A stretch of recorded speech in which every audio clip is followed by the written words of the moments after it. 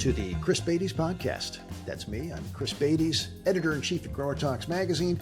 And in this series of podcasts, I'm going to introduce you to some of the winners of our annual Growertalks Young Grower Award. I'm going to pick their brains about what they love about the industry, their daily challenges, their triumphs, their failures, best decisions, and their dumbest mistakes. And hopefully we'll get some words of wisdom from them too. I hope you enjoy it. Hey everybody, this time on the Chris Beytes podcast, yes, it's another Young Grower Award winner. Anyone care to guess what year this young gentleman took home the big honors? Quinten, do you remember what year it was? I believe it was 2022. You are correct. Yep, that's ding, right. Ding, ding, ding. Wait, I just told you there was going to be no quizzes, and here I am quizzing you. Today 4 we are years talking to 4 years ago. Yep. Today we are talking to Quinten Henning, our 2022 winner, Young Grower Award winner. Another quiz question. Do you know what number of Young Grower Award winner you are? I couldn't tell you that. Maybe right.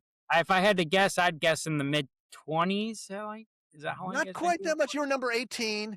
Okay. Our 18th Young Grower Award winner, which we awarded at Cultivate 2022 on a Monday night after a fancy dinner with Anna Ball and other dignitaries. I think even I got to go to that thing. Do you remember the night when we called your name and gave you the award? Yeah, that was quite the night. It was a great atmosphere and a lot of great people, great networking. I think getting to have be in a room with Anna Ball and many other leaders in the industry was definitely the highlight of it. I mean, that was pretty amazing to just be able to have one-on-one with some of those people and pick their brain. I learned a lot from the experience, so it was something I'm really grateful for. I love being in a room with Anna Ball, and I've done it many everybody times. Does. Everybody does. And I should. So one of the things you get, of course, with the award, although we run you through it. For those who don't know, first thing you have to do once we pick our 3 finalists is we assign you an essay. Really, it's a guest editorial that you have to write for the June Growertalks magazine, which means you're writing it right in the heat of spring. Yeah. Trying to be brilliant. And then our judges use that plus your application to pick the winner. Then as a reward, you get this. You get your face on the cover of Growertalks magazine. Yeah. And there you are. Jen Zerko, my editor, wrote this one, A Legacy to Grow On. We'll show the inside here just so folks can see that one. Look at you. Good looking young man on dueling tractors with your dad, no less. Yep. And people always love that those 2 tractors we were sitting on in there were purchased brand new on this farm. I believe in 1952 or 54. I can't remember. It's one or the other, but those 2 tractors have worked on this farm ever since. And we still use those tractors daily to help plant and harvest our mums, collect all the mums from around the field. So that's very cool. Now we should talk about the fact that, a few things. First off, you were just 23 when you won. We don't have an age limit on the bottom. We have one at the top, which is 35. So technically a 4-year-old, if they're brilliant, could win, I guess. Yep. But you may be our youngest young grower winner. So you're now 27. We'll reveal that. And are you still a VP? Yeah. There at Henning's? Correct. Yep. Yeah, me and my dad are partners. He's president still. I don't think he's going to let go of that one for a while. But we work really well together. And, at this point, the title is really a superficial thing just for, bookkeeping and stuff like that. So I was going to say, I even wrote that. Does a title matter? Because you are vice president of Henning's Farm and Greenhouses in DeMott, Indiana. Yep. Which is DeMott's almost a suburb of Chicago, a south suburb of Chicago. It absolutely is. And actually, big news here, the Chicago Bears are, it sounds like it's pretty much the deal's in the bag from what they reported was that they're going to be moving to Hammond, Indiana. So that's only a 35-minute drive from us. So now Chicago is creeping closer. Wow, here comes the big city. But I can actually, from our farm, when especially when we deliver in the mornings, we can be downtown Chicago in 1 hour. So we actually are closer to the city than some of those Illinois growers. Yeah, that's it took me that long to get to the city from the western suburbs, maybe Yep, longer. So you're exactly. probably So closer than I was. we get a straight shot right down the toll road, and it's easy living. Now so you're a fourth generation grower, It's correct. but not all at Henning's That's farm in correct. Indiana, which I Yep. found interesting. It was your great grandfather who first got into was it the florist business? So He came over from Germany. he was a little more into the florist side, retail side. He had a flower shop, but he also had some greenhouses. And I do believe that, he was starting out growing like roses and stuff like that. He did have greenhouses. And then my grandma started out on her own, and she started in Merrick. I believe that's in Long Island. And that was just a flower shop. But then they moved to New Jersey to get out into some bigger land, and they had, I believe, 10 acres. That's where they built a few greenhouses and then had the flower shop garden center deal going, and they grew a lot of their stuff, also bought and sold some. So that's where my dad grew up at those greenhouses, and so he grew up, helping out, potting plants, watering, growing crops. And then when he was old enough to get into the business, they kind of felt there wasn't quite enough room in that business for three families. So we already had two of my uncles into it. And that's when he wanted to venture out on his own and buy a farm. And then, of course, my mom grew up in the town just north of here. So he ended up finding the farm here for sale, very close to her family. And that's how we landed in Indiana. And I'm really grateful for it because it seems like Chicago is a phenomenal market. um, Out on the East Coast, there's a lot of growers, and it seems like the market's quite a bit lower as far as pricing goes in on the East Coast, from what I understand. I mean, they still do great, but I think we're in a great spot here in Indiana. Do you still have family in the business back there in New Jersey, in that We do the not. old They farm there? My dad was the youngest of six children, so he was the baby. And my two uncles that took over the flower shop in New Jersey, they're both retired, and they didn't have anybody that was able to take over the business, so they ended up retiring and closing the shop up. Well, how about that? So you guys are the last Henning standing in the business. And I find it cool Yep. that I think I read in Jen's story that your great grandfather had sons, so they would of course get his business, Yep. not not the daughter. So it was Yep. your grandmother who went out and started her own business to be able So to stay in the flower business. that's a good story. That was back in the 40s.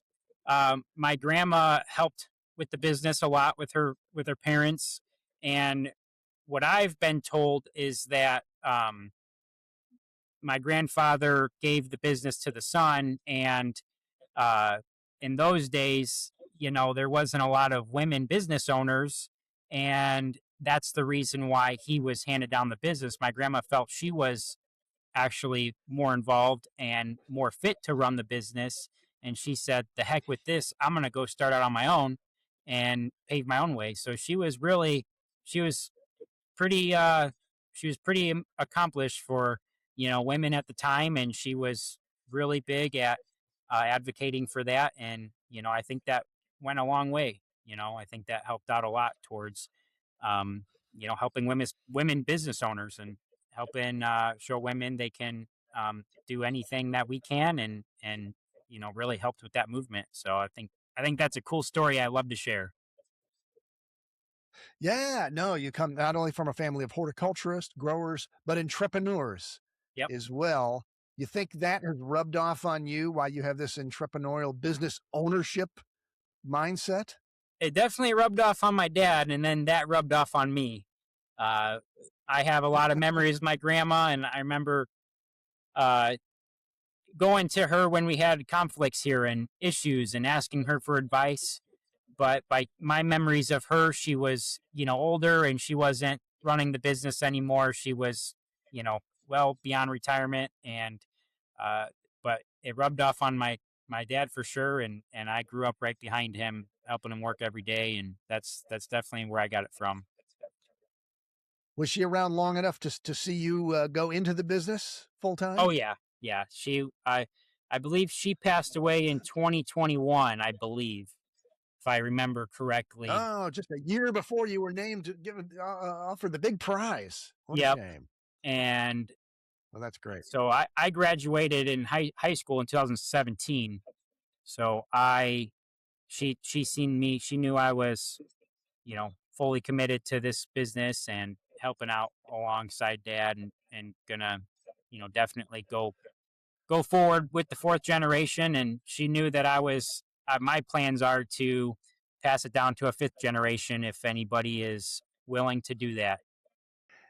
Now, Quentin, one of the things that happens with the Young Grower Award, I kind of joke about it a little bit, but and then I say, okay, did the job offers start to roll in the instant you were named the Young Grower Award winner, 2022? Well, I don't think I don't think anybody offered me anything. They kind of knew where I was at, and I think if I was looking, I think they would have been there. However, I think everybody knows I'm pretty committed to my family business, and it would be pretty hard to leave that. So I think Your everybody dad in the was in the industry, background. Your dad was in the background with a shotgun. I saw him. yeah, Like, keep away from my son. That's my yeah, boy. yeah, he I'm was proud being of him. But he's protected. not going anywhere. No, and that's the thing too, because you made the decision. Let's talk about this. You decided not to go to college. You decided to come in to the family business with the promise that you were going to eventually take over the family business. Talk about that and talk about how you came to that decision. I think now I know I have more experience with friends my age going to college, and you hear a lot of people, college is great and there's definitely a place for that. You hear a lot of people saying that they've learned more in real world hands on. A lot of college graduates do say that. There are some degrees you have to have that degree, a doctor or a lawyer or, you know, those you have to have it. In this case, like horticulture, you learn a lot of stuff in college, but you do hear a lot of people saying they learn a different type of it's a different type of education on the job training. I think when I was at that point, I knew that, I thought that, but I didn't know it for sure. So looking back, I'm very happy with the decision I made. Um, but just for some people, it's good for them. For some people, it's not. I was good in school. I had great grades. I was an honor roll, but I definitely was not looking for another 4 years of schooling. For me, I was checked out. I was ready to be done. Um, and actually, now before we started recording, we talked a little bit about my fiance's education. She's going to get her horticulture degree from Colorado State University. And in the last couple of years, she's been doing that online. And she's shared a lot of her schooling with me. I've helped her some along the way. And she's been frustrated because every time she thinks she's learning something and she's going to teach me something, she says, "Oh, did you know this? Did you know that?" And I go, "Oh, yeah, I did know that." And so she's been frustrated with that.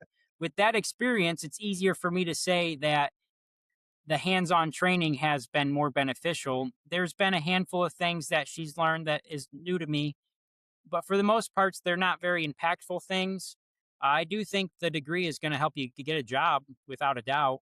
Um, but you got to look at the cost of it too. Is the the juice worth the squeeze? I think in our industry, if you're just looking to be a grower, it may not be. If you're looking to be, a breeder or something along those lines, if you're going to work at, say, Ball as a tech, engineer, you may need that.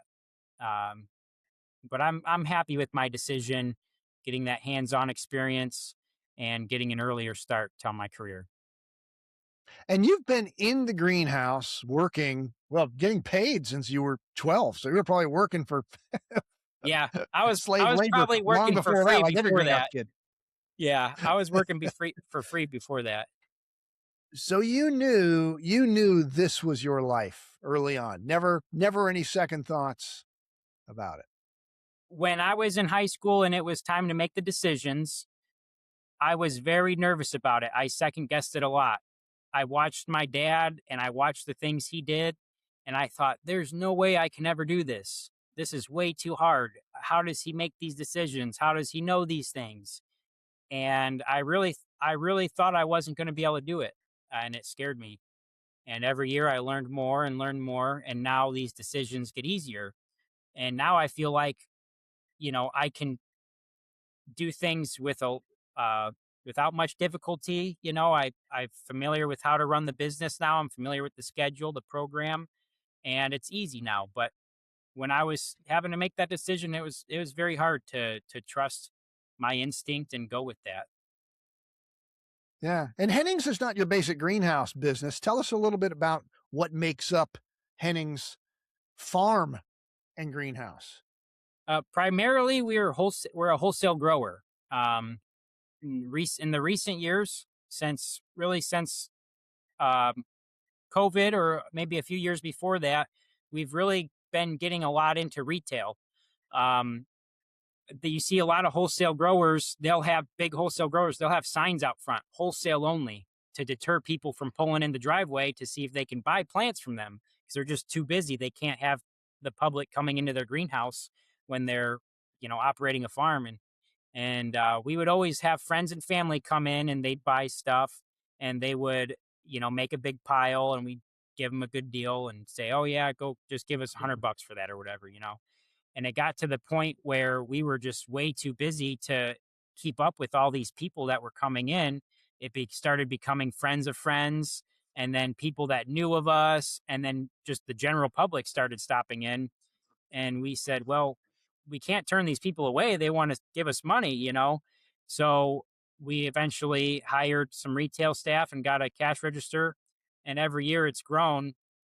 And now our retail, I wouldn't say that it makes up 10% of our business. Actually, yeah, we're right at 10% retail, 90% wholesale. So we're definitely growing in that retail industry. I think a lot of the growers our size are moving into that. It's a very dependable customer. And for us, we're a little bit different than most greenhouses, because we only have about 40,000 square feet of greenhouses, which is relatively small compared to many of these big growers. However, we have a very big fall crop. We produce a lot of garden mums. Um, for That's some something you're reason, well known for in yep, that area is garden mums. yes. So when you look at the size of our mum crop, we compare to some of these really big growers. When you look at our spring crop, it's a little more hands on. We haven't been able to automate it as much, and it's a much smaller spring crop. And I don't know how other greenhouses are, but from my perspective, I'd have to imagine most greenhouses, their spring sales way outnumber their fall sales. However, we're a little different, where we have such a big fall crop that our fall crop is actually larger in sales than our spring crop. So that makes How us a many little how many different from mums do you most. do? We're right around 200,000 mums. Yeah, we probably root over 200,000 mum liners. So we're that's And who do you move all those to? That's a lot of pots. um so a lot of landscapers in the fall, mostly landscapers. Um we do sell to some grocery stores, a lot of garden centers, and fundraisers are increasing. That's Yeah. becoming more and more popular. And then, like I said, our our retail has became one of our bigger customers. We consider that like a customer, and that's came to be about 10% of our business. So we may have um, we may have a couple, maybe two customers, three customers that are around that 10% to 15% of our overall sales, but we don't want to have any customer get more than that. So really, our retail has grown into one of our top five biggest customers. Um, Hmm. so that's been very beneficial to us. All right. Are there still corn and soybeans going on out there at the There's farm? corn and soybeans going on. Actually, this is new to you probably. Um, Last year we did our first corn maze, and I actually have a picture of the map. I think right behind me here. I'd love to show you guys that. So so now we're offering corn maze. We Who knows? We may get into the whole fall festival deal. We tried to have a concession stand to go with the corn maze last year, and that was just a little bit too much for us. The sales weren't quite there to justify staffing it, so we will probably not do the cheeseburgers and hot dogs this fall. But we will have a corn maze, and you can get a wagon ride through our mum patch out to the corn maze, and then um, we'll still do popcorn and drinks, But yeah, we starting to have quite a few activities for the kids to come, and That's well, fall is such a big thing up yeah, there. The fall festivals in October, I mean, they'll draw 10, 20,000 people on a weekend, better than a Mother's Day by yep, far. yep. There's some places But up in boy, Chicago that can do that. well, there's places down near neck of the woods that can do it too. So you may be Yeah, one of them. yep, Well, Chicagoans want to come out to the country. yep, exactly. And so any secrets growing that many mums, you make one mistake and suddenly you've got like early bud set or all kinds of lodging open problems or whatever. What are a couple of keys to making sure you got 200,000 mums all going out beautiful? Well, the biggest key is having someone like my dad around, because when he started out, he would him and my mom would spend days trying to make decisions.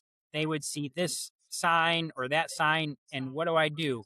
They would call uh, professors, people in the industry, ask for help, and it would take them days to make decisions. Now I just call up my dad. Hey, this is what's going on. Oh yeah, do this. Okay, sounds good. So having him around's a big key. He's like a walking mom encyclopedia. So I think he has a lot of knowledge about it. Having that helps. But really, it comes down to having a program. You got to have a schedule. You got to have follow the program, follow the schedule. There's a procedure.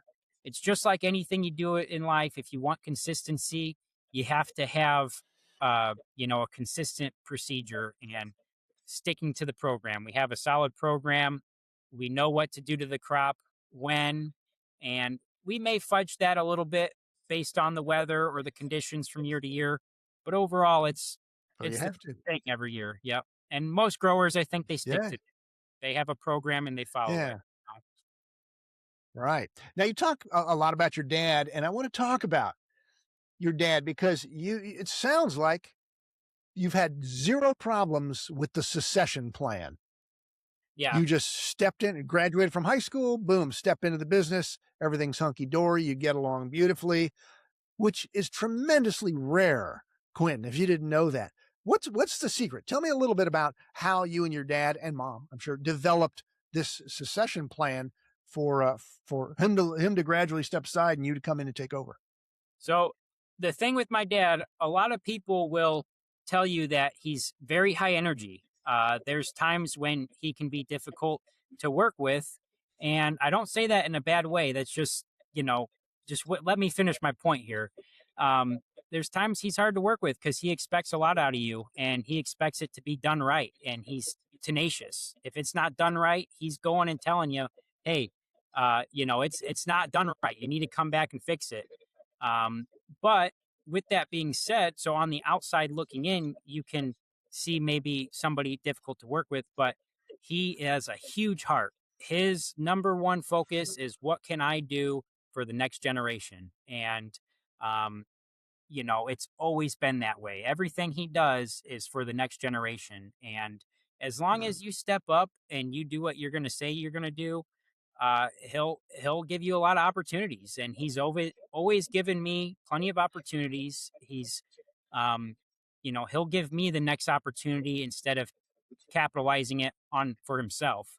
So with that, I know he has a huge heart. And like I said, he's always done everything for the next generation. For him, he always drove around in a beater pickup truck because he'd rather invest $1,000 a month to to help me and my family instead of driving around in a shiny car. Yeah. So just growing up with that and seeing that, it's given me a lot of respect for him.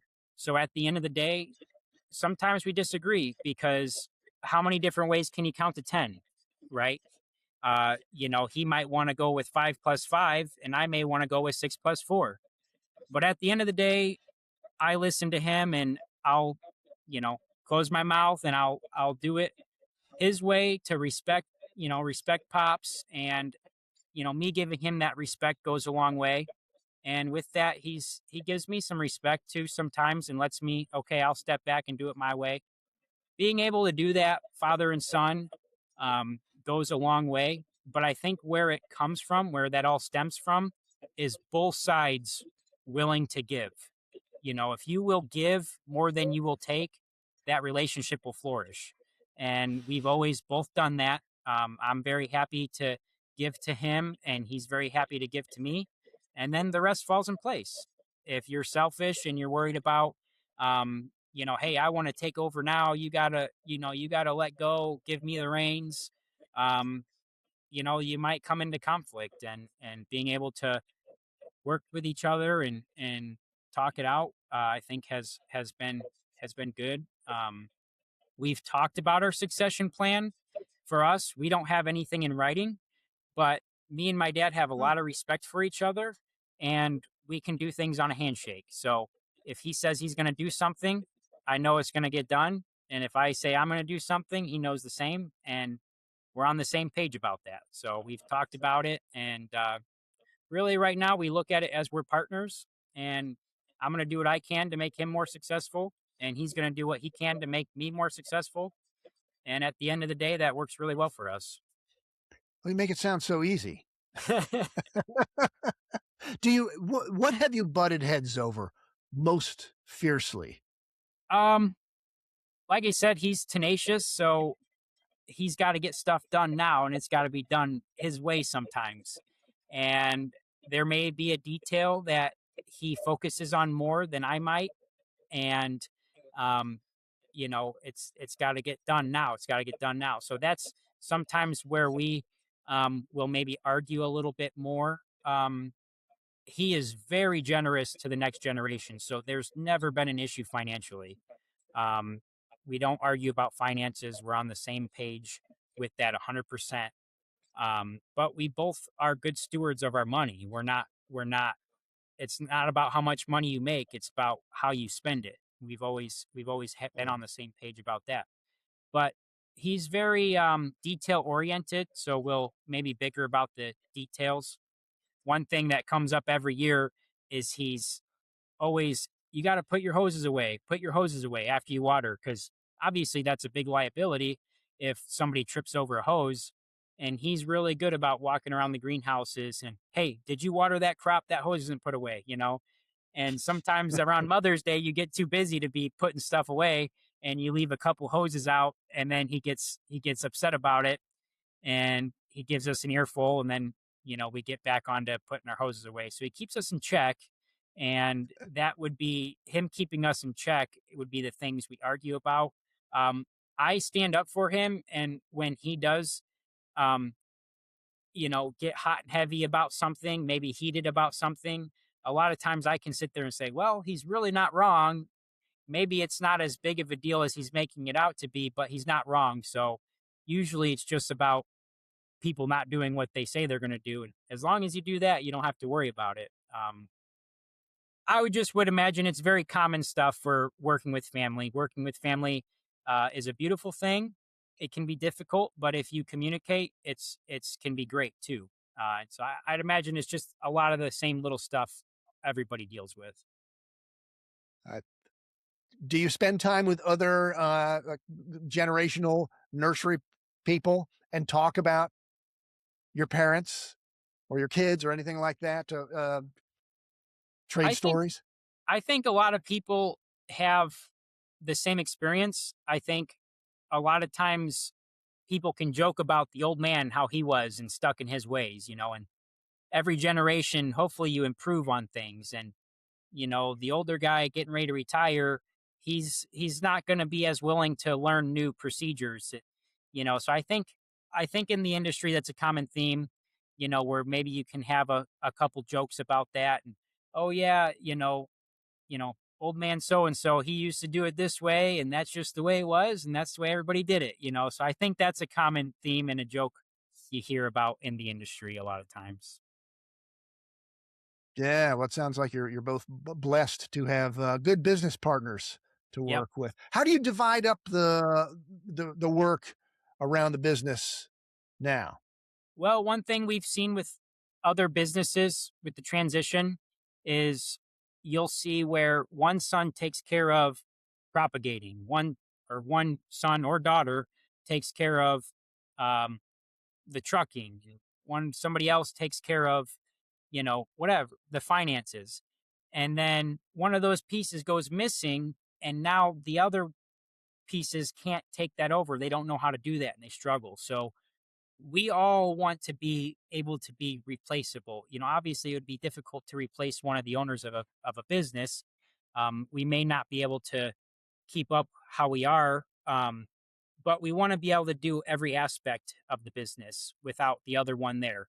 That's important also, so you can get time off.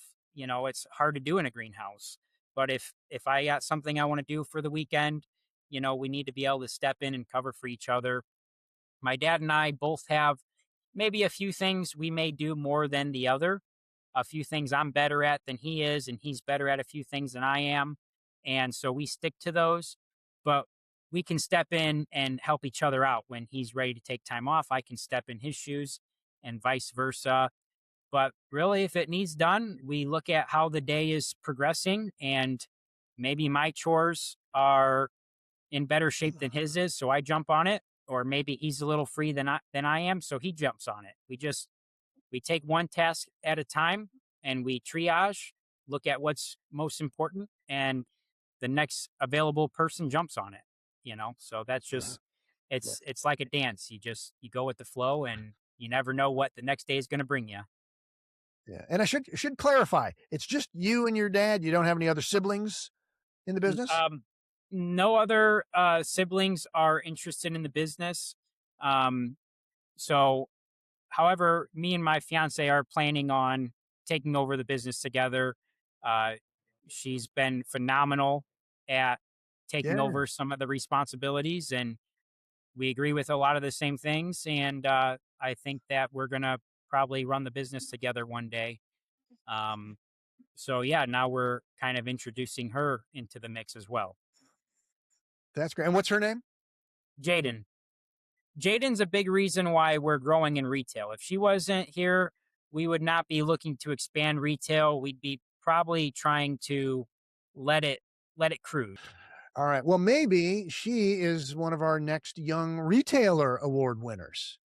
You Yeah, never or a know. young grower. Might maybe she I Young think she grower, she yep. go either way. I Get think the she'd be more application in. interested in young grower, but she is working on it and she is on her way. Well, that would beg the question: could you become a young retailer winner once you get your retail really going? I have to talk to the Possibly, judges about that. yeah. I don't know if I would be interested in that. I look at our retail as very small, but Who knows? I mean, I'm only 27, so I've got a few years here. So maybe before I hit You got 35, we'll see where seven we're at. more years. Yeah, Yeah, 8 more years. So we'll what? revisit that in Any 5 years. tips? Any tips for father-son teams who maybe struggle just a little bit with either division of responsibility or vision of the future, whatever, or dad's stuck in the past and son wants or daughter wants to invest, things like that. Any tips for them? Yeah, I am very big on respecting your parents. Um, I put a big emphasis on my parents, their opinion. Um, so that's really important as the younger generation. You have to have a high respect for if you have a generation before you that's willing to hand the business down to you. You have to definitely give them a lot of respect. If you think you're right and you think they're wrong, you need to maybe take a step back and just make them happy. That's what my dad did with his dad. Uh, he didn't care if his dad was watering and he was happy, he was helping out, and he was doing something completely awful, and it was making my dad's eyeballs peel back or something. He just, you know what, he's happy, let him be, let him do his thing. So you have to have that as the younger generation. As the older generation, it's very important that if you want to pass down a business, you have to create a retirement outside of that business. I think it's difficult when the previous generation relies on that business for their retirement. If if the younger Do you mean generation financially, or do you mean financially, having something to do? um, I think financially, you have to have something separate. Yeah, maybe you still pay the older generation rent, when they're not working as much. But what you find a lot of times, if my dad's ready to retire and I'm 30, 40, 50 years old, and now I've got to go and buy the place for him from him and take a mortgage out, or I've got to buy the place from my three sisters that have never lifted a finger here. I can't do that. I'm not going to be able to afford to do that. I can keep this business running strong, but I might not be able to when I'm working here kind of for sweat equity. I might not be able to go and purchase the place, when it's time for him to retire. So it's important to invest outside of the business and be able to hand a financially stable business down to the next generation. Um, Mm. if that previous generation is gone and now the younger generation has to step up and do that on their own, you need to have some financial wiggle room because the first years may not be smooth. You may not run as efficiently with the one generation there. So you definitely have to make sure that as the older generation, you're able to pass down a debt free or maybe not have a lot of debt for the next generation to take over and make sure that it's financially capable of having one or two bad transition years. Yeah, and I think you wrote that your dad has some, like, investment properties or something like that that Yep, he's doing. yep, Even you do yep, now. that's correct. Yep. One thing that we've been very fortunate about is, sometimes I look at these bigger greenhouses and I go, man, I'd love to be bigger. And that's I think in our human nature is you always want to be bigger and you want to be better and you look at the neighbor and you want to be bigger than them. But we could be a much bigger greenhouse, but we decided to diversify a little bit. That way, if maybe the greenhouse is not doing as good one year, we have other financial avenues. And, for my dad, he's going to be able to retire from here and I'm not going to have to buy him out or I'm not going to have to, pay him a huge rent, yeah, we'll probably have something worked out where he'll still financially benefit from the success of the greenhouse. But, that's if we have a bad year, we're not going to have to pay that rent or have to do that. He's able to, have a retirement off of his other financial avenues. So that's a really big thing about having a good, strong relationship in that bond. I Uh-huh. think it Yeah. could be stressful if the older generation is, maybe spending money irresponsibly, and the younger generation. You just got to be good stewards of your money, and you got to work together and be on the same page. Mhm. Now, as a young guy with another 40 years of this ahead of you, what keeps you up at night? Um, I'm I am very I always want to be better. I want to look at how can we do more? How can we increase? How can we be more profitable? And you've heard me talk a little bit about finances. Um, I'm very financially motivated. Um, I want to I want to have a good retirement. I'm working really hard right now in my 20s. When I get to be older, I don't want to have to work. I've met a Mhm. lot of people in my life that are in a situation because of poor spending that they have to work every day, and they're fine with that. Everybody's different. But when I'm time to slow down, I want to work because I want to, not because I have to. So that uh, that tenacity that my dad has, I've gained that with a financial aspect, and I tenaciously want to invest so that I have a good retirement. That's what keeps me up at night. I wanna be comfortable, and that's so I would That's some say, long range thinking. yeah, Yeah. yep. And if I asked you to show me your car, would it be an old beater pickup truck? I still have my first truck, and it's an old beater pickup. Uh, my dad traded the neighbor greenhouse. So my deal with my dad was if I was on the honor roll, he'd pay for half of it. And my dad had an old pallet of soil laying around he wasn't going to use anymore. So the neighbor greenhouse had a truck they were looking to get rid of. And my dad paid his half with a leftover pallet of soil. And I had to come up with the cash for the other half. But I still have that truck. Um, I did recently buy a brand new used uh, Ford that it's a newer truck. It's a 2017, but it's got 120,000 miles on it. So I didn't splurge too much. Um, but we did need a bigger truck for the greenhouse because the 150s weren't cutting it anymore. We got some bigger trailers. So I got a 250 to help out with some of the workload. Ah. But I See, put that, that's nicer than my 2013 F-150. You're doing yep, well. yep. So and I looked for about 2 years for the perfect deal. I got a good deal on it. There you go. Now you've never worked anyplace else, even as a part-time job? It's always Um, been at Henning's Greenhouse? So I would say probably the only other job I've ever had is my dad actually grew up in the Florida Keys. And so we go down there quite often because he graduated high school there. All his friends are there. And one of our friends is a commercial lobster fisherman. And every year at the beginning of the season, they have to set out all their traps in like a period of like 4 or 5 days. So I actually went down there, I think 2 summers, and I spent a week helping him toss traps into the water. So I do have commercial lobster fishing under my belt, um, but that's it.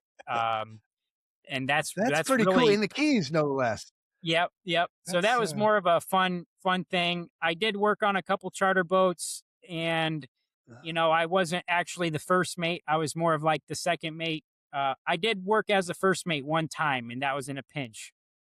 But you could that's have only accidentally probably gone to Fort Lauderdale, wound up on a yacht on below decks or something. I That absolutely could have could been. have. But I love farming. I love growing stuff. I love being outside.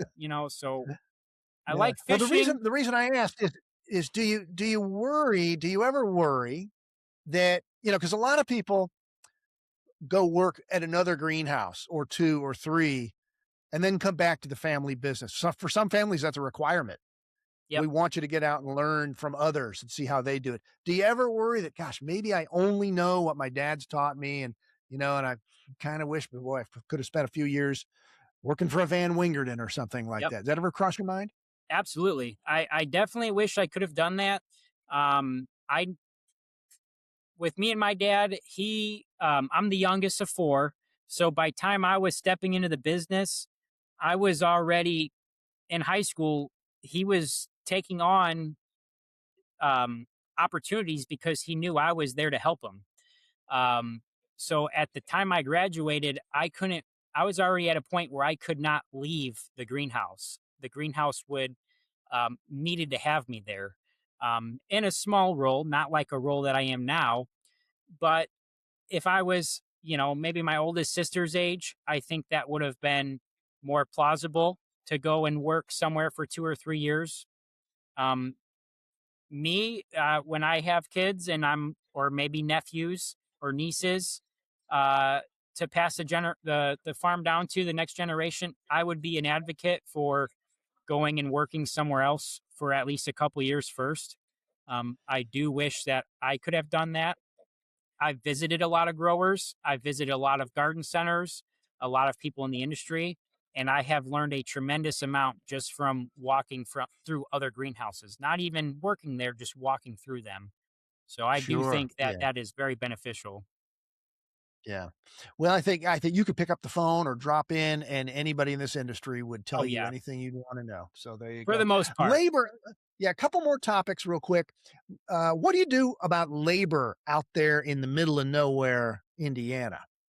How do you find it and how do you keep it? Actually, we are really close to one of the biggest dairy farms. Fair Oaks Farms is a huge dairy farm. Oh yeah. So I think they bring in a lot of workers, and we definitely are able to kind of coast off them, I believe. Um, that's a reason why we don't necessarily want to get bigger, just because of labor. We have a great crew. I feel like we've been paying them well because we have been retaining employees coming back every season. So I do think you got to take good care of your employees. You got to be kind to them. You got to be generous. Um, this year we don't have any new employees really on our main crew, um, which is amazing, really, because there was years where we only have maybe 2 or 3 employees come back from the Yeah. previous year. How many full time and how many seasonal do you employ? So pretty much full time from spring to fall. We keep probably 10 to 12 general labor, planting, harvesting, that type of stuff. And then we have um, 3 to 4 truck drivers in season. And then now we have 2 assistant growers. And then we have me, my mom, and my dad all working here. And then we also have a mechanic. And then in season, will increase when we're shipping. We'll add 3 or 4 general labor in the spring. In the fall, we'll increase our general labor to 20 or 30. And then also when we're planting mums, we'll increase our general labor to probably 30 or 40.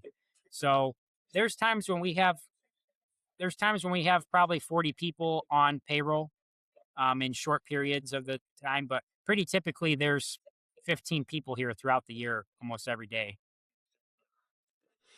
All right. So you're a son in the business who was not driven away. What are some tips you could give to dads out there, especially who have young sons, maybe who are too young to work in the business, who'd love to see him come in the business, and they do not want to drive their sons away? They want them to come into the business. Any tips or tricks for that I to would lure them say in? be kind, treat everybody with respect, um, demand excellence, but do it in a respectful way, um, conflict, people don't like conflict. Stay away from that. Um, but expect, when they say they're going to do something, hold them accountable, don't let them get away with anything. And, give them a lot of opportunity, give them a chance to, uh, financially gain from something. When I was starting out, um, my dad let me rent a couple pieces of farm ground. So, it wasn't a lot of money, but I, paid for some of the inputs. I took care of that crop, and then I financially benefited from it. So try to give them some skin in the game. Give them maybe a small crop. Maybe let them rent a greenhouse. and see what they do with it. You can lead a horse to water, but you can't force it to drink. Um, I think if that next generation does what they say they do, um, you know, let them reap the benefits from that, and just try to have fun with it, and remember that they're your son. You love them, treat them that way, and if they want to do it, they will. And if they don't force it either. You got to let Yeah, them and they want to do. I've seen too that not everybody who's born into the business is cut out to be in the business as an owner. It's For just the me, reality of it. I would like to add this. For me, I have a passion for this. But if my dad was not in this business, I can guarantee you I would not have opened up a greenhouse. You know, this I do You have a wouldn't know we passion. exist. Yeah, I do have a passion for it. It's a learned passion. I love it, but I think it's more about being a business owner and being able to control, my own destiny, kind of, not working for somebody. I like not working for somebody. Um, So what would you be doing if you weren't doing this, do you think? I If you've I have never no known horticulture idea. existed? I have no idea. I'd like to imagine the entrepreneur in myself. I'd like to imagine that I would be, coming up with a way to make money on my own. But in our area, there's a lot of union jobs. I was really good at welding in high school. Um, I did the welding class. I have to imagine I may have just went into the trades. Um, Yeah, now I you're really don't talking know. my language. My Yeah. grandpa on my other side was a pilot, and I do have a I would say a hidden passion for aviation. So maybe I would have done that. I don't know. I don't know what I would have done. You don't have to worry about it though. You have found Yeah, horticulture and as a horticulturist who owns a greenhouse, you need to weld stuff. There's that's no doubt about it. that's the other thing that goes into that. I went into that class knowing that I was going to take over a greenhouse, and maybe if I wasn't growing up in a greenhouse, I wouldn't have taken that class. I don't know. You know what I love? I love finding out what I have in common with my young grower winners. If you go back 20 years, you can find columns that I wrote in Grower Talks about taking welding class at the local community college and somewhere around here. Actually, I think they're in my shop. I should bring them in here. There's some sample tags from my welding class with A Yep. written on them, where I was Oh, learning there you go. TIG, MIG, stick, and oxyacetylene. So I can stick some metal together. I Yep. mean, I'm not That's it. saying I'd make a race car frame or anything, but if anybody ever hollers, is there a Yep. welder in the house? And You they can. need a couple of pieces of angle irons tacked together. I'm your man. Yep. Yep. And that's a great skill to have. And if you want to talk aviation, the guy across the street is a pilot for JetBlue. I would love to So fly an airplane, but I have no problem flying commercial, but I would be nervous about being in an airplane every day. it's there's no bigger responsibility. Every Yep. day you go to the office and you have 150 souls in the back Yep. there, depending on you. That is Yep. that is enormous. Quinten, I want to cut it off. We could talk for hours, as always on these podcasts. We never regret the picks that our judges made. The finalists are all great, no doubt Yep. about it. But you really uphold the standard of young growers, and you're still young. Some of my young growers are getting up there, but you're still a Yeah. youngin'. So Yep. congrats on that, and congrats on your engagement as Thank well you. to Jaden. We Thank look you. forward to welcoming her into the business. And so, folks, thanks for tuning in on behalf of Quinten and myself and everybody at Ball Publishing who works hard so I don't have to. Tune into the next Chris Beytes podcast. I am Chris Beytes saying so long, everybody.